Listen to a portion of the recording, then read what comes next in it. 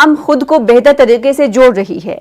महंगाई बेलगाम हो रही है और आवाम की परेशानियां बढ़ रही हैं, वो भी ऐसे वक्त में जब कोरोना वबा के दौरान लाखों लोगों की नौकरियां जा चुकी हैं और जिनके सामने अपनों की किफालत का मसला दरपेश है। पेट्रोल, डीजल, सरसों के तेल और दालों की कीमतें आसमान से बातें कर रही हैं। पेट्रोल और डीजल की कीमतें तो रोज नया रिकॉर्ड बना रही हैं। 2021 में 43 मरतबा पेट्रोल और डीजल की कीमतों में इजाफा किया गया। मीडिया रिपोर्ट्स के मुताबिक खुर्दनी अशिया की कीमत में 40 से 100% इजाफा देखने को मिला। रोजाना बढ़ती कीमतों ने आवाम पर कोरोना के दौर में मजीद मुश्किलें खड़ी कर दी हैं।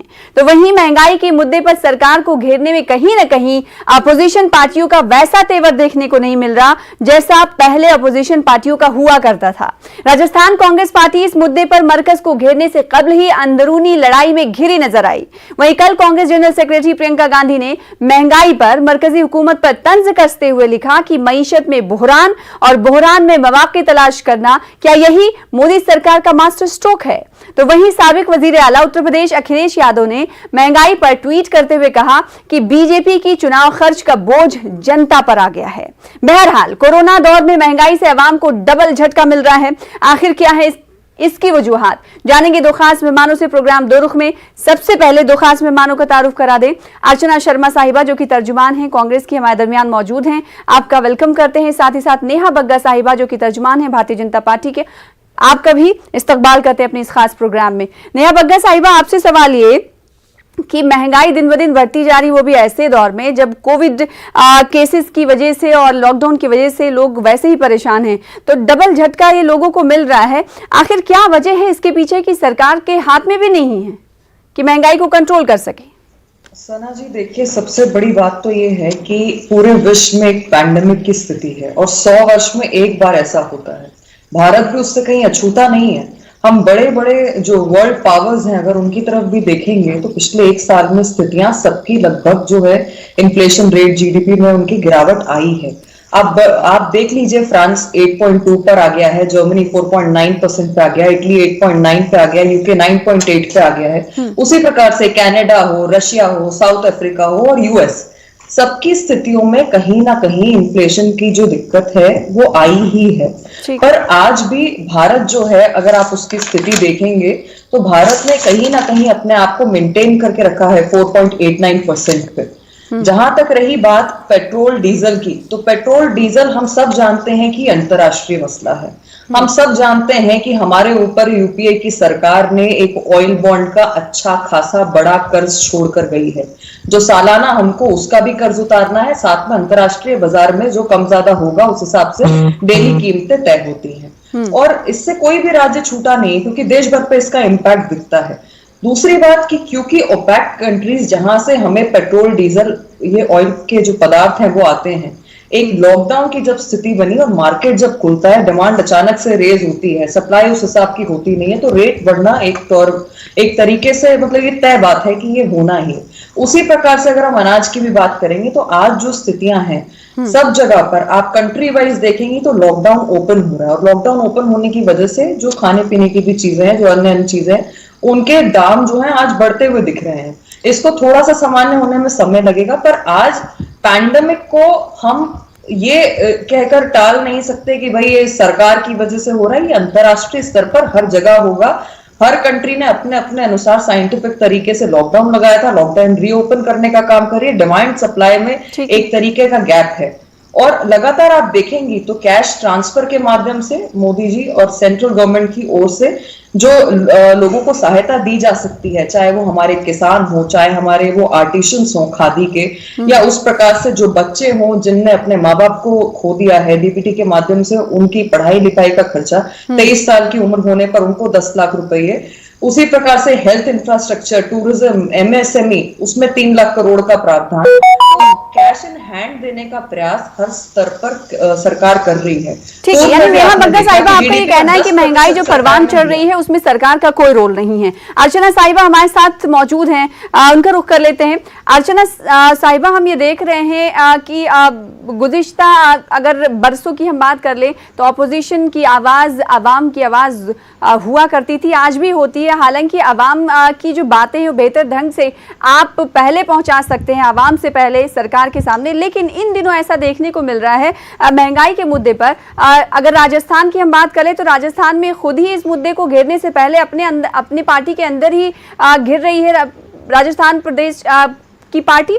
तो ये माना जाए कि मुद्दे को आप सही से उठा नहीं पा रहे हैं। आखिर क्या वजह है कि आप जो मसले मसाइल है, महंगाई है, उस हवाले से अपनी आवाज बुलंद नहीं कर पा रहे हैं? देखिए, कुछ तो पैंडेमिक के कंस्ट्रेंट्स हैं और यही कारण है कि आप विरोध प्रदर्शन नहीं कर सकते।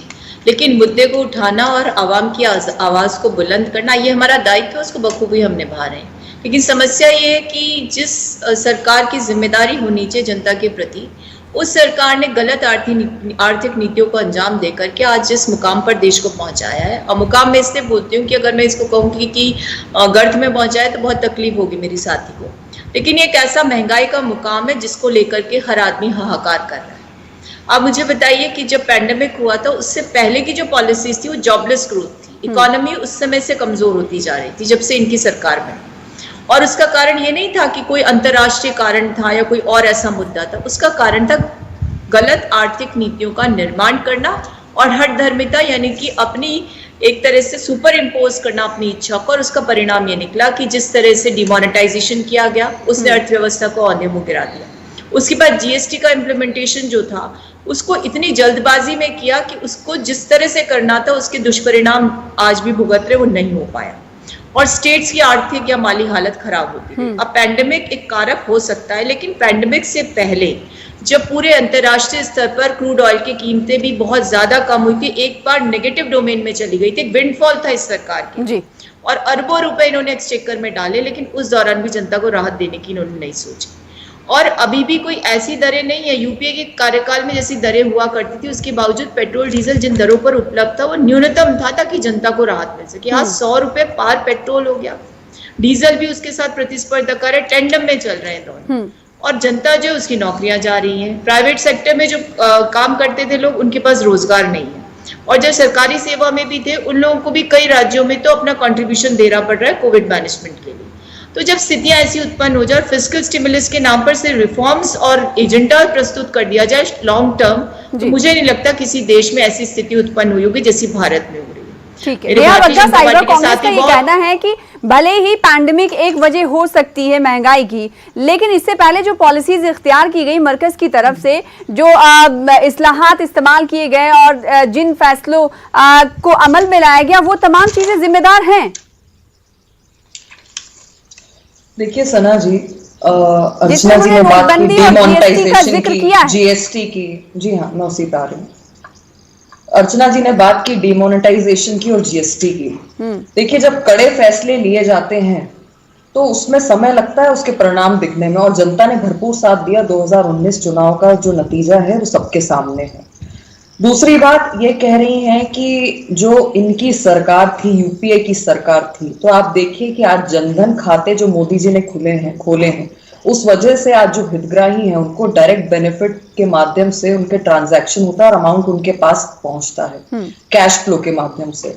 जबकि राजीव गांधी जी जब प्राइम मिनिस्टर थे तो आप याद करिए वो कहते थे 1 रुपया भेजता हूं केंद्र से तो 15 पैसे जाकर जनता को मिलते हैं, बीच में सारा बिचौलिया खा जाया करते थे।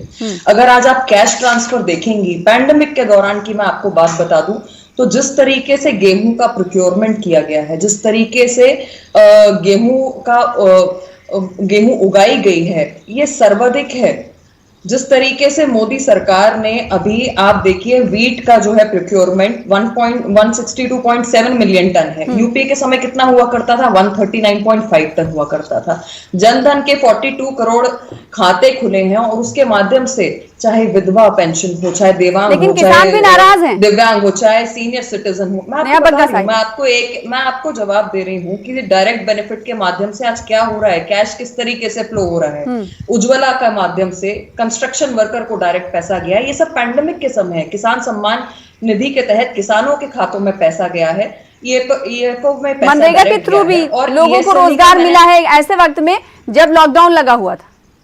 जी हाँ, मनरेगा में भी सरकार ने पैंडेमिक के दौरान भी जो मजदूर हैं उनको रोजगार देने का काम किया है और लगभग इंश्योर किया है कि 300 करोड़ पर्सन डे का एनुअल हमारा जो रिकॉर्ड है वो सर्वाधिक है। तो इन सब चीजों के माध्यम से लगातार जब मोदी सरकार प्रयास कर रही है, और इन्फ्लेशन दर मैंने आपको बताई, मनमोहन सिंह जी प्रधानमंत्री सम्मानीय, उनके वो तो अर्थशास्त्री थे, पर आप याद करिए कि इन्फ्लेशन की दर क्या हुआ करती थी, लगभग 11% हुआ करती थी और आज हम 4.68% पर हैं, वो भी पीक पैंडेमिक में। अर्चना जी ने इतनी बड़ी बड़ी बातें करी, राजस्थान पे 2 शब्द नहीं बोल पाई। आज हम हालत देख रहे हैं कि पैंडेमिक के समय किस तरीके से गड्ढे खोद के वैक्सीन को दबा के रखा हुआ है। ये नहीं बता पा रहे कि जिस तरीके से जो केंद्र की तरफ से अनाज भेजा गया था कि जो हमारे वर्कर्स हैं, जो गरीब तबका है, उनके परिवार में भाई बहन कोई परिवार वाला भूखा ना सोए, वो अनाज सड़ा दिया है गहलोत सरकार ने। और आज के अखबारों के तमाम वैक्सीन के वॉयल्स आप देखिए, आज जो हर व्यक्ति के लिए आवश्यक है। आपके चैनल पे मैं रिपोर्ट देख रही थी कि जिस तरीके से बर्बादी करी है इन्होंने वैक्सीन की, और अभी तक गहलोत जी कहते थे कि वैक्सीन जो है वो हमें उपलब्ध नहीं कराई जा रही, और आज देखिए कि करोड़ों करोड़ों डोज ये बर्बाद करने में लगे हुए हैं वैक्सीन के।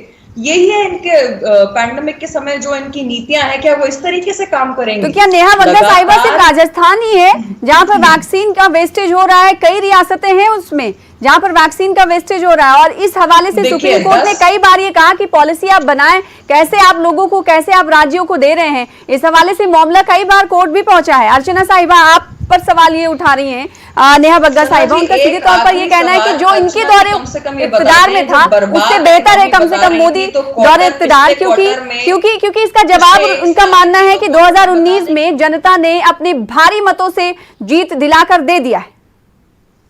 देखिए, हार जीत का मुद्दा नहीं है, मुद्दा है जनता के वेलफेयर का।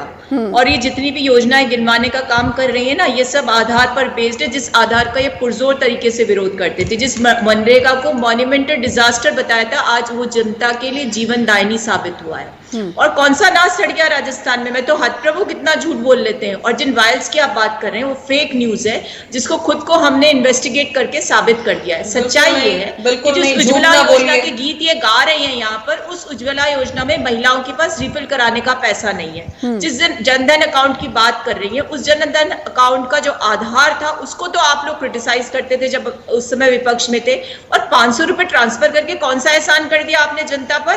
आज बेरोजगारी दर बढ़ करके सेंचुरी में सबसे ज्यादा है, इन्फ्लेशन रूफ तोड़ करके बाहर निकल गई है। आप मुझे बताइए, आज जो बजट है रसोई का 40 से 50% बढ़ गया, खाद्य तेल जो 200 रुपए लीटर हो गया। आप मुझे बताइए किसको सुविधा है, कैसे इन्फ्लेशन और कौन से आंकड़ों की बात करो, जो जीडीपी को ही मैनिपुलेट कर देते हो, बेस ईयर ही बदल देते हो, जीडीपी जो बनाने का फॉर्मूला है उसको बदल देते हो, उससे आप क्या बात करेंगे। डेटा रिवील होता नहीं इनकी सरकार में, कौन सी ऐसी एजेंसी है जिसके डेटा को इन्होंने बाहर निकालने का काम किया। हर चीज पर एक अंकुश है, हर चीज पर नियंत्रण है। इनकी खुद शासित हरियाणा में जब कोर्ट्स ने पूछा कि साहब वायल्स का क्या हुआ, तो कहते अपडेशन लैग है। आपके तो अपडेशन लैग है और राजस्थान में अपडेशन लैग नहीं हो सकता, जो सबसे फ्रंट रनर है वैक्सीनेशन देने में या इनोकुलेशन करने में। राजस्थान ने तो ऐसा एक उदाहरण प्रस्तुत किया था जिसको एमुलेट कर लिया WHO ने, भीलवाड़ा कंटेनमेंट मॉडल। लेकिन जब आपने सब कुछ बर्बाद कर दिया, कोरोना की सेकंड वेव आपकी सरकार की देन है, क्योंकि आपके लिए जनता के 7 से ज्यादा वोट अर्जित करना है। वेस्ट बंगाल में मुंह की खानी पड़ी, क्यों खानी पड़ी? क्योंकि आपने जनता को मरने के लिए छोड़ दिया और वहां पर कहा, और उससे पहले फरवरी से कह रहे हैं हमने कोरोना पर जीत पा ली, और सब सारी जनता को एक संदेश दे दिया कि अब आवश्यकता नहीं किसी भी प्रकार का कोरोना एप्रोप्रिएट बिहेवियर अपनाने का। सब चीजें आप गलत करते हो। और जब विपक्ष इन मुद्दों को एक सावचेत नागरिक के रूप में, या कह सकते हैं नागरिकों के प्रतिनिधि के रूप में उठाता है, तो आपको पीड़ा होती है। नेहा बग्गा साहिबा, अर्चना साहिबा की का भी सवाल कहीं ना कहीं जायज है। आप अपनी बातें कह रही हैं, अर्चना साहिबा अपनी बातें कह रही हैं। इस पूरी बातों को, उस पर पर्दा हटाने को लेकर डाटा की जरूरत होती है, लेकिन मरकजी सरकार से, केंद्र सरकार से जब भी डाटा मांगा जाता है तो उनकी तरफ से डेटा दिया नहीं जाता, चाहे वो माइग्रेंट लेबर से जुड़ा हुआ डेटा हो या फिर बेरोजगारी से जुड़ा हुआ डेटा हो, कोई डेटा तो आप पेश नहीं करते। तो क्या शक ना किया जाए कि आप डेटास के साथ छेड़छाड़ भी हो सकती होगी, होती होगी? सबसे ज्यादा छेड़छाड़ अगर कहीं हुई है तो राहुल गांधी और कांग्रेस के दिमाग के साथ हुई है। इनके पास पूरे कोरोना पैंडेमिक में बिना बवाल करने के अलावा कुछ भी नहीं किया है। सिर्फ झूठ बोलने का काम, सिर्फ वो इनको अफवाह तोतला फैलाने बता का रहा है और काम, जनता साथ दे और रही है इसके क्योंकि अलावा झूठ कुछ बोलते नहीं हो। है। आप देखिए कि इस झूठा साल प्रस्तुत में करते हो, अपनी सर्वाधिक वाहवाही आज लूटने के लिए तक का जनता को मरने के लिए इतिहास छोड़ का दिया, ना ऑक्सीजन दे सके था, ना दवाई दे सके। जीएसटी और इकट्ठा गंगा किया में बहती गया। लाशों का तो जवाब दे दो। 1.44 करोड़ क्या आंकड़े मत 1.44 बताओ, करोड़ का आंकड़ों से पेट नहीं सर्वाधिक भरता है। जीएसटी सबसे घर में ज्यादा तेल नहीं मिल रहा लोगों इकट्ठा को। किया है। अब दूसरी बात ये है कि राजस्थान पे नहीं बोलेंगी क्योंकि अनाज अरे पूरा सड़ा राजस्थान दिया। बोलो ना, क्या बोल रहे हैं? अनाज लोगों राजस्थान के में चुनी गरीबों हुई से सरकार खा को लिया। गिराने का षड्यंत्र आप रचने वालों, वैक्सीन का राजस्थान की वॉइस व्यवस्था में प्रश्न का उठाने का वॉइस कोई इस मतलब ही तरीके नहीं से रहता। बर्बाद किया। ये तमाम सारे हमारे प्रदेश के देश के चैनल वो तो कह रहे हैं कुछ देर वॉइस पहले कि का वो तो सच भी फेक वीडियो सामने आ था। गया। नेहा बग्गा साहिबा, अब देखिए वीडियो की बात नहीं हो रही है, आपने शायद रिपोर्ट पढ़ी नहीं है, आज के भास्कर की रिपोर्ट पढ़ी है, कल का भास्कर की भास्कर रिपोर्ट ने पढ़ी तो है, आपको गुजरात में भी दैनिक बता भास्कर दिया का 1.5 लाख लोग रिपोर्ट मारे गए और बहुत आप स्पष्ट लोग बता रहे हो दिखेगी कि 20,000 भी नहीं मरे। खोद कर वैक्सीन को गाड़ा है अंदर, वॉइल्स को अंदर गाड़ दिया है गड्ढे खोद खोद कर। इस तरीके से लोगों की जान के साथ यूपी वहां में की भी राज्य ऐसा ही सरकार वीडियो आपने देखा इस होगा तरीके जहां से- इस तरीके से हेल्थ जान वर्कर के जा साथ रहे हैं और वो खेलने का स्टिक काम को सरकार कर रही है। जिससे कोरोना उसको- टेस्ट लिया जा रहा है, उसको जिससे नहीं कर कोरोना रही टेस्ट लिया जाता है, राजस्थान उस स्टिक को तोड़ा जाता अब है। ये बात ये कर रही वीडियो थी आपने भी केंद्र देखी होगी। सरकार ने कोरोना बातें हर करा जगह की दिया। होनी आप चाहिए मुझे नेहा बताइए बग्गा कि साहिबा। विश्व, मैं सब जगह की बात करूंगी। अब ये कह रही थी कि विश्व भर, अब ये बता यूपी के बलरामपुर की मैं बात कर रही हूँ। कोरोना का पैंडेमिक आया है, कोरोना का जो पैंडेमिक पूरा विश्व भर में आया है, ये भी क्या भारत की देन है? आप मुझे बता दीजिए, जिस तरीके की आज स्थितियां हैं, आज भी अगर आप यूएस में देखेंगी तो जिन लोगों की मृत्यु हो गई है, जान चली गई कोरोना से, आज भी उन्हें स्थान नहीं मिल रहा, रेफ्रिजरेटर के अंदर उनको कहीं पर रखा हुआ है। तो मगर वहां पर विपक्ष इस तरीके से निचले स्तर की गंदी राजनीति नहीं कर रहा है। मैंने आपको बताया कि डीबीटी के माध्यम से चाहे हमारे खादी के आर्टिशंस हो, उनको सशक्त करने के लिए ताकि वो सर्वाइव रिवाइव कर सके, उन्हें पैसा दिया जा रहा है। हमारे श्रमिक हो, उनको डीबीटी के माध्यम से पैसे दिया गया है। जो हमारे एमएसएमई सेक्टर है, नए स्टार्टअप्स हैं, उनको रिवाइव करने के लिए सरकार ने मदद करी है। और साथ ही श्रमिकों को अनाज देने का काम भी केंद्र सरकार ने किया है। जो बच्चे जो अनाथ हो गए, उनको किस तरीके से उनकी शिक्षा का पूरा खर्चा होगा, वो केंद्र सरकार ने अपने ऊपर लिया है। 10 लाख रुपए उनके 23 साल की उम्र होने पर दिया जाएगा। अब ये बात करते हैं कि अगर कोरोना भी हो जाता है, सब कुछ होता है तो मोदी जी की वजह से होता है, तो ये तो बता देती कि छत्तीसगढ़ में जब कोरोना पीक पर चल रहा था तो वहां पर क्रिकेट मैच के आयोजन की क्या जरूरत थी? आप मुझे बताइए कि पूरे देश में आज मोर्टालिटी रेट सर्वाधिक कहां पर रहा? मुंबई में रहा। कहां पे रहा? पंजाब में रहा।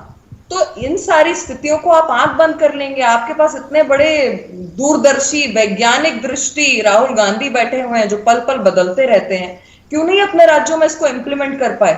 आज देश ने जिस प्रकार से लिक्विड मेडिकल अर्चना साहिबा, एकत्रित करने का काम किया, ये अपने आप में एक रिकॉर्ड है। आपका जवाब जानना चाहेंगे। इनका कहना है कि सरकार तो सारी चीजें कर रही है और बाहरी देशों की अगर बात करें तो वहां पर इस लेवल की पॉलिटिक्स ऑपोजिशन पार्टियां नहीं करती हैं जिस लेवल की पॉलिटिक्स यहाँ पर हो रही है, हिंदुस्तान में हो रही है। देखिए सना, मैं उम्मीद करती हूँ कि आप जितना टाइम इनको देते हैं ना एक सरकार का एक परिपत्र पढ़ने के लिए, जो कि इनके हर प्रवक्ता के पास है, उसके इतर इनके पास कुछ नहीं है, तो उससे थोड़ा सा कम ही सही लेकिन मुझे समय दीजिए ताकि बराबर वक्त मिलेगा, रिफ्यूट कर सकूं। मुझे बताइए, गंगा में बहती लाशें किसको शर्मसार करेंगे? मुझे ये बताइए कि जिस वायल को लेकर ये प्रपंच रच रही है, गोल पोस्ट चेंज होता है, कभी छत्तीसगढ़, कभी झारखंड, फिर राजस्थान, और जब सच्चाई उजागर होती है तो उसमें पर्दा डालने के स्थान पर भास्कर का गुणगान गाती है। भास्कर एक लीडिंग न्यूज़पेपर है, इसमें कोई दोहराए नहीं है। तो फिर उस दिव्य भास्कर को भी स्वीकार कर लीजिए जिसने 1.5 मौतों को उजागर किया गुजरात में, और तब आप कहते हो कि नहीं हमारे तो 20-25 हजार लोग मरे हैं। हरियाणा में मैंने कहा ना कि अपडेशन लैग बताते हो, राजस्थान में भी अपडेशन लैग हो सकता है क्योंकि कोविन ऐप के तो को चलाने वाले तो आप ही हो, आपकी जैसी इच्छा होगी उतना अपडेशन करोगे, नहीं तो आप उसको बंद कर दोगे। आपके तो वैक्सीन जो प्रोवाइड करवाते हो उसकी डेटा में ही डिफरेंस आता है। अब ये उज्ज्वला, जनधन, ये जो कैच फ्रेज से सरकार चलाने की जो बातें थी ना और एक्रोनिम से, उससे ऊब गई जनता।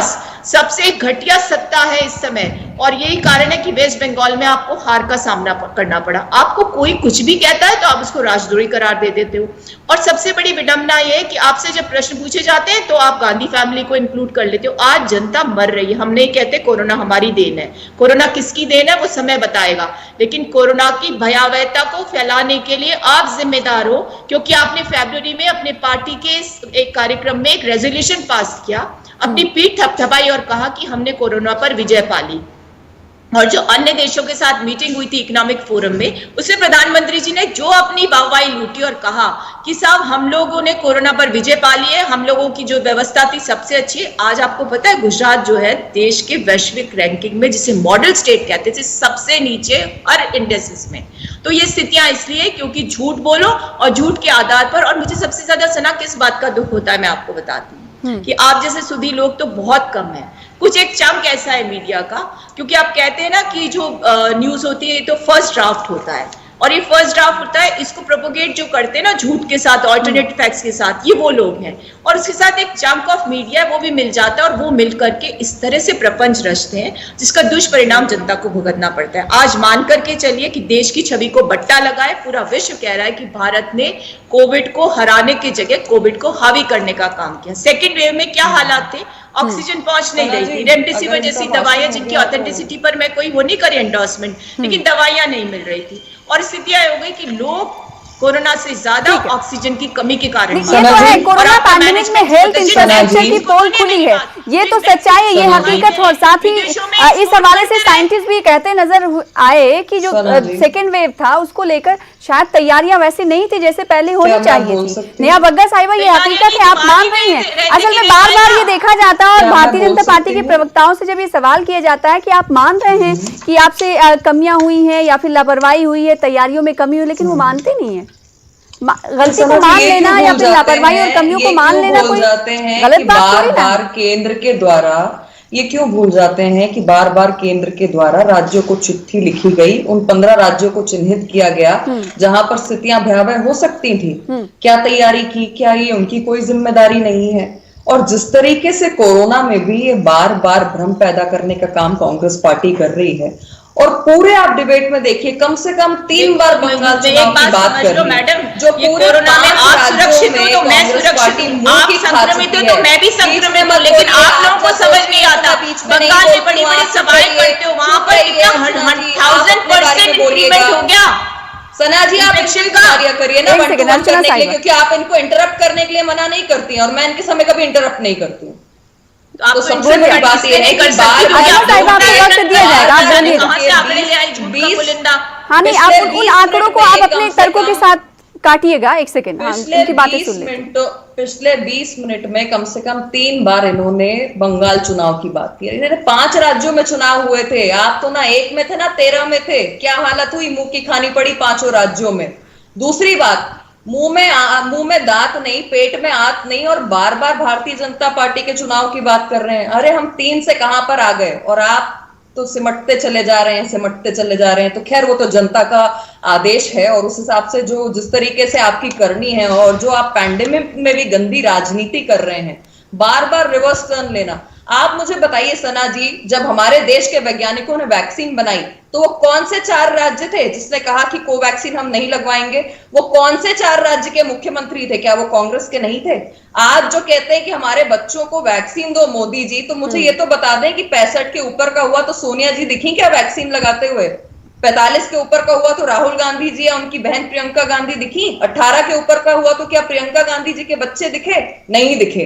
तो इस तरीके से भ्रम फैलाने वाले, वैक्सीन को मोदी वैक्सीन बताने वाले, वैक्सीन से मृत्यु हो जाएगी बताने वाले, जब आप भ्रम पैदा करते हैं, जब आप वैक्सीन से लोगों की दूरी जानबूझ के बनाने का काम करते हैं, तो आज मुझे आश्चर्य नहीं होता कि अगर आप बॉयल्स को गड्ढा खोद के दबा देंगे या उसको बर्बाद करेंगे और फिर उसके ऊपर से गंदी राजनीति करेंगे, और कहां पर छपते हैं अल्टीमेटली छपते हैं पाकिस्तान के फ्रंट पेज पे। पिछले 2 दिन पहले की खबरें आप देखिए, जिस तरीके से उन्होंने इंडियन वेरिएंट कहा था, अगले दिन ही पाकिस्तान ने फ्रंट पेज पे इनको कोट करके छापा। लगातार देश की छवि को बर्बाद करते हैं, लगातार मोदी जी से लड़ते लड़ते देश के खिलाफ हो जाते हैं। ये जनता माफ नहीं करेगी। ठीक है, अर्चना साहिबा आपका जवाब। देखिए, जितना कटाक्ष कर सकती थी, जितना इनको सिखाया गया, इन्होंने पूरा कर लिया। अब मुझे बताइए कि वैक्सीन हेजिटेंसी मैं फैला रही हूं या बाबा रामदेव? आप मुझे बताइए कि आपको क्या सिखाया है? और एलोपैथी को चुपे साइंस बना दिया, तब कहां गए थे विवेकशील लोग? क्या सीख और जब लाशें बह रही गंगा में, इतनी हिम्मत नहीं जब चाइना की अर्चना साहिबा, जो नेहा बग्गा साहिबा ने सवाल किया कि आखिर लेकर आते हैं गांधी परिवार का कोई सदस्य, कोई रुक नीचे नहीं दिखता वैक्सीन लगाते हुए, क्या उन्हें भरोसा नहीं है? दिखाने के लिए क्योंकि यही कांग्रेस है जो सवाल कर रही थी कि वजीर आजम नरेंद्र मोदी अगर वैक्सीन लगाएंगे तो दूसरों में पैगाम जाएगा। का काम क्यों करते हैं आप लोग? और वैक्सीन का जब नहीं बग्गा साहिब, एक सेकंड, फेज से नहीं निकली थी वैक्सीन तो नहीं उसका सनाती, विरोध क्यों एक होना सेकंड? स्वाभाविक जब मैं था, कहती हूँ तो ये लगातार बीच में इंटरप्ट करती हैं मुझे। कार्यता में कुछ भी इन्हें कमी इतना नहीं छोड़ी डेकोरम और नहीं पता कि इंडियन क्या वेरिएंट डिबेट हमने किस नहीं कहा। तरीके से की जाती है। एक सेकंड में बग्गा साहिब, सोशल मीडिया के साथियों ने ही बना दिया। आप लोग खुद रचते हो, आप लोग खुद टिका टिप्पणी करते हो। टूल किट का क्या हुआ?